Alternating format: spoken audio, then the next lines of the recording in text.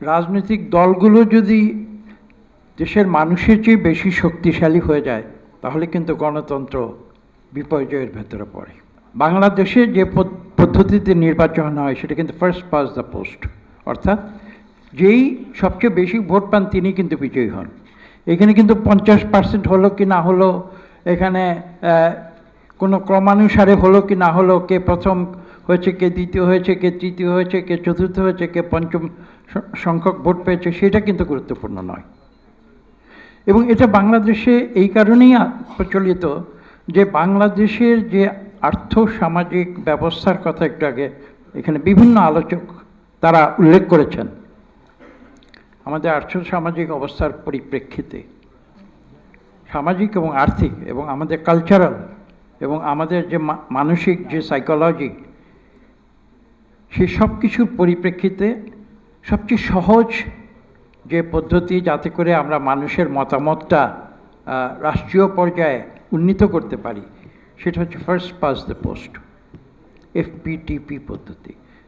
অর্থাৎ এই পদ্ধতিতেই কিন্তু, আর এটার আরেকটা পলিটিক্যাল সায়েন্সের ভাষায় আরেকটা টার্মিনোলজি আছে, তাকে বলা হয় যে সিঙ্গল ট্রান্সফারেবল ভোট। অর্থাৎ আমি একজনকে ভোট দিচ্ছি এবং যে সর্বোচ্চ ভোট পাবে সেই বিজয়ী। এর চেয়ে সহজ ভোটিং পদ্ধতি এই পৃথিবীতে নেই। এই দেশের সংস্কার করার যে আসল অধিকার সেটা কিন্তু একটা নির্বাচিত সরকারেরই আছে। একটা অনির্বাচিত সরকার বাংলাদেশে যেটা আছে এটা একটা বিশেষ অবস্থার পরিপ্রেক্ষিতে এসেছে, এটা আমাদের মানতে হবে। এখানে আপনারা জানেন যে কোন অবস্থার প্রেক্ষিতে আজকের এই সরকারটি সৃষ্টি হয়েছিল। ডকট্রিন অফ নেসেসিটি আমরা যেটাকে বলি আইনের ভাষায়। কাজেই তারা সেই কাজগুলো তারা করবে যেগুলো অত্যাবশ্যকীয় নেসেসিটি যেটাকে বলা হয়, সেই নেসেসিটির প্রয়োজনে যা যা করা প্রয়োজন সেগুলো তারা করবে। কাজে আমাদের নিজের দেশে 26টি দেশে যাওয়ার দরকার নাই, আমাদের নিজের দেশে যে উদাহরণটি রয়েছে সেটি আমরা দেখি না কেন।